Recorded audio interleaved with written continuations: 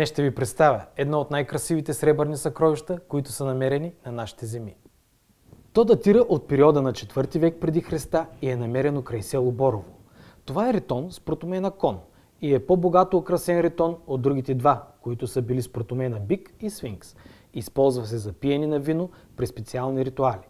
Тук по принцип има направена дупка, която са запушвали с палец, за да наливат виното. Махали са пръста и са пиели по този начин, защото вярвали, че така придобивали силата на животното. Конят е символ на постоянство, сила, лоялност, властен и зависимост, силен дух, бързина и успех.